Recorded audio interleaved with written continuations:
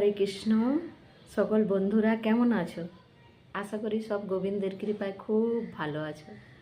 আজকে আমি গৌর নিতাইয়ের লীলা কথা শোনাবো, আর সেটাই আমার মায়ের সাথে ঘটেছিল। এখন আমার মা অপকট হয়েছে।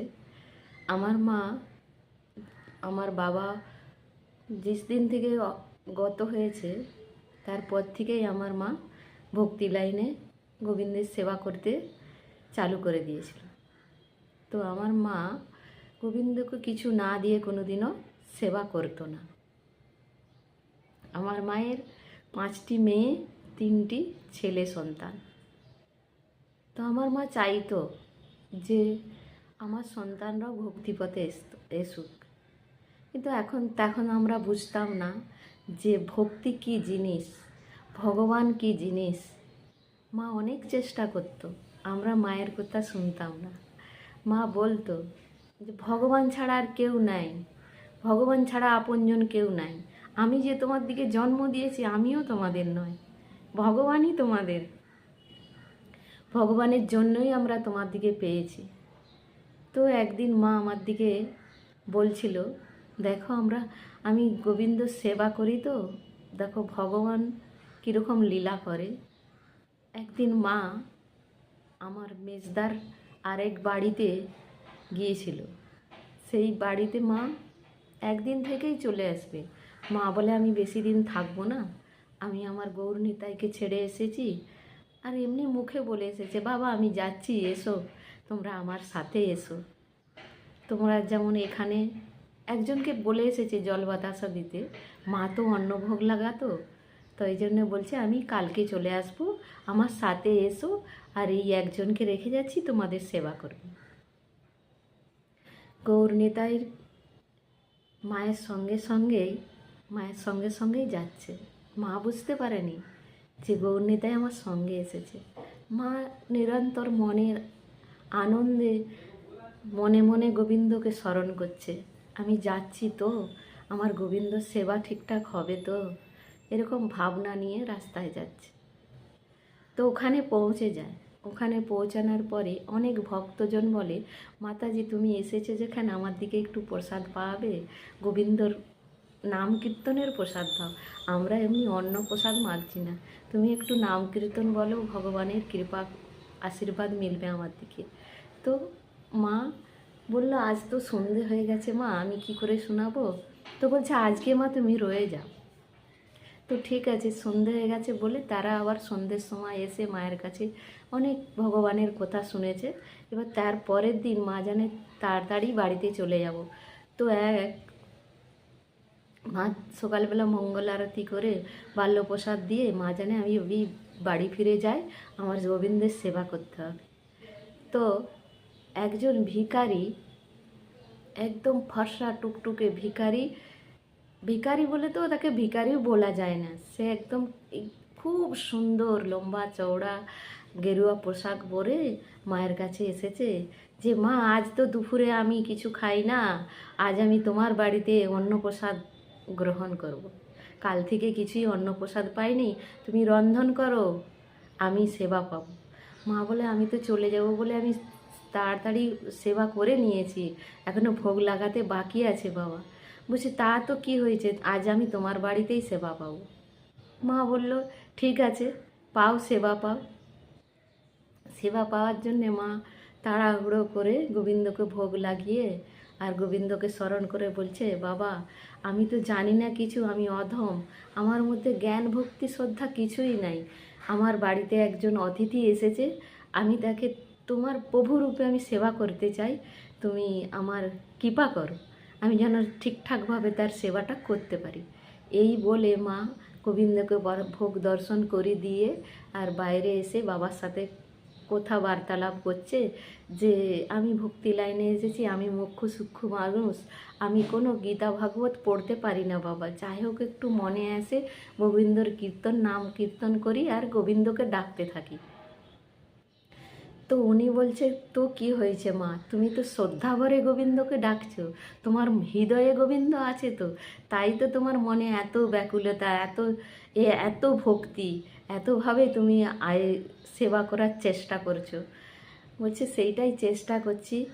তারপরে উনি, আমার মা অ্যাকচুয়ালি দুজনের প্রসাদ রান্না করেছিল, মায়ের আর একজন ওখানে থাকতো ওনার। তো আমার মা ওনাকে বেশ সুন্দর করে ভোগ অন্ন সাজিয়ে থালা দিয়ে আসন জল দিয়ে ভক্তি ভরে ওনাকে প্রসাদ পাইয়েছে। প্রসাদ পেয়ে বলছে, মা আমি আজ প্রসাদ পেয়ে অনেক তৃপ্তি হয়েছি, দুদিন ধরে প্রসাদ পাইনি। তো তো মা তখন বলছে, বাবা তুমি আজকে রয়ে যাও, আমি তোমাকে রাত্রেও প্রসাদ পাও না। বলছে, না না, আমরা সন্ন্যাসী মানুষ, আমার দিকে কোথাও থাকা চলবে না। তো মা বলে, তাও বাবা আমি তোমার চরণ দুটো ধৌত করে দিই, আর আমি একটু আশীর্বাদ করো, আমি যেন ভক্তি লাইনে এগিয়ে যেতে পারি। তো মা তখন তাকে বলল, মা বলল, আর আমার চরণ ধৌত করতে হবে না, আমি তো প্রসাদ পেয়ে গেছি, থাক। আর তোমাকে এমনিই আমি আশীর্বাদ করছি, তুমি ভক্তি তোমার এগিয়ে যাক, তুমি ভক্তি লাইনে অটুট থাকো, তোমার মন যেন না চঞ্চল হয়। এইভাবে মাকে আশীর্বাদ করে মা এরকম সামনে সামনে এরকম প্রণাম করেছে। প্রণাম করার পরে মা উঠে দেখছে সেই মানুষ আর নেই, অদৃশ্য হয়ে গেছে। তো এই লীলা কথাটা প্রচুর প্রচুর করে শেয়ার করো। আমার মায়ের লীলা মায়ের সাথে ঘটেছে, সত্যিকারের লীলা। তার জন্যে আমি সকল বন্ধুদের কাছে হাত জোড় করে বলছি, যদি লীলাটা কোথাও মনের ভিতরে টাচ হয়ে থাকে, মনে যদি বেদনা আকুলিতা হয়ে থাকে, তো কমেন্টে রাধে রাধে লিখো, রাধে রাধে বলো। তো ভগবানের লীলা না, যত শেয়ার করবে, যত প্রচার করবে, তত ভগবান খুশি হবে। এইটাই আমার মধ্যে এসেছিল, জেগেছিল যে আমি একদিন মায়ের লীলা কথা বলে সেটা ভিডিও বানাবো আর সবার কাছে প্রচার করব। সেই জন্য আজকে এটা বললাম। তো আমি জানি না ঠিকঠাক করে বলতে পেরেছি কি না, তোমাদের ভালো লাগবে কি না। ভগবান আছে, তোমরা এইটুকুন বিশ্বাস করো। বিশ্বাস করলেই দেখবে ভগবান আছে।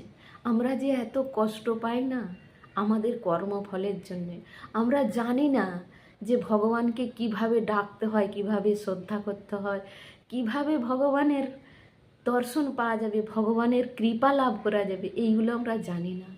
তো এগুলো জানার জন্যে আমার দিকে একজন ব্যক্তি, গুরু দরকার হয়, সেই গুরুর কাছে আমার দিকে যেতে হয়। তো আমরা চেষ্টা করছি যে ভগবান যাতে আমাদের সাথেই থাকে, ভগবানকে নিয়েই যেন আমরা চলি। অনেক মানুষ বলে যে ভগবানকে ডাকলে কি ভগবান খেতে দিবে, ভগবান কি পড়তে দিবে। আরে বাবা, ভগবানেরই তো সব, আমরা কোথা থেকে নিয়ে এসেছি? আমার দিকেই তো ভগবান নিয়ে এসেছে, আমরা তো ভগবানেরই অংশ। ভগবান আমরা একটু ভগবানের সাথে দুষ্টুমি করেছিলাম, তাই আমার দিকে বলছে যা তোরা এত। যেমন মা, উদাহরণস্বরূপ বলছি, যেমন মা বাচ্চাকে অনেকবার ধরে বলছে এটা করিস না বাবা, এটা করলে ভালো নয়, এটা ক্ষতি হবে, তখন বাচ্চা দুষ্টুমির ছলে সেই জিনিসটাই করতে থাকে, বলে না আমি এইটাই করব। তখন মা রেগে মেগে তাকে দুটো চাপড় দিয়ে বলে তুই এইটাই করবি, এইটা তোর পক্ষে ভালো নয়। সেই রকম ভগবানও আমার দিকে, আমরা দুষ্টুমি করেছি, সেই রেগে মেগে আমার দিকে ঠেলে দিয়েছে। কিন্তু যতটা কষ্ট আমরা পাচ্ছি না, ততটা কষ্ট ভগবানও পাচ্ছে, যে আমার বাচ্চাদের এত কষ্ট হচ্ছে। যেমন একটা মা বাপ, মাতা পিতা তার বাচ্চার কথা সহ্য করতে পারেনি না, যে কত কষ্ট, কত যন্ত্রণা আমার ছেলেটার, আমার মেয়েটার। যদি আমি কাছে থাকতাম, গা মাথায় হাত বুলিয়ে আমার কাছে, কোলের কাছে টেনে দিতাম, আমার কথা যদি শুনতো, তার এত কষ্ট হতো না। তো আমরা ভগবানকে ভুলে যাই, ভগবানের কথা মনে করি না। তো লোক বলে, অনেক লোক বলে, তারা নাস্তিক, বলুক না, আমরা তাদের কথা না শুনে আমরা ভক্তিপথে এগিয়ে যাই। আমরা সকলকে একসাথে এক এক পথে চলার চেষ্টা করি। আমরা এই চেষ্টা যদি করতে থাকি না, ভগবান খুব খুশি হবে, আর খুশি হয়ে আমার দিকে কৃপা আশীর্বাদ করবে। সেই কৃপা আশীর্বাদের ফলে আমরা সহজে ভবনদী পার করে যেতে পারবো। জানো তো, মৃত্যুর যন্ত্রণা খুব কঠিন, মৃত্যু আর জন্মর। তো সেই মৃত্যু জন্মর যন্ত্রণা যদি না পেতে চাই, আমার দিকে ভক্তি করতেই হবে। ভক্তি পথে গেলে তবে আমরা উদ্ধার হতে পারবো। বলছে ভগবান আমরা যেইটা মৃত্যুর সময় মনে করতে পারবো সেইটাই আমাদের জন্ম হবে। তো আমরা ভগবানের নাম যদি মৃত্যুর সময় স্মরণে নিতে পারি, তাহলে আর আমাদের মৃত্যুর সময় ভগবানই আসবে আর কৃষ্ণদূতই নিয়ে যাবে। আমরা আর যমলোকে যাব না, আর দুবারা আমার দিকে এই কষ্টে কলিযুগে এই দুঃখালয়ে আসতে হবে না। তো রাধে রাধে, এখানে এই ভিডিওটা শেষ করছি। তোমার দিকে ভালো লাগলে প্রচুর প্রচুর করে শেয়ার করো, আর সবার কাছে কৃপা করো জোরে প্রার্থনা করছি আমার কানাই বলাই সেবাটাকে সবাই সাবস্ক্রাইব করো। রাধে রাধে।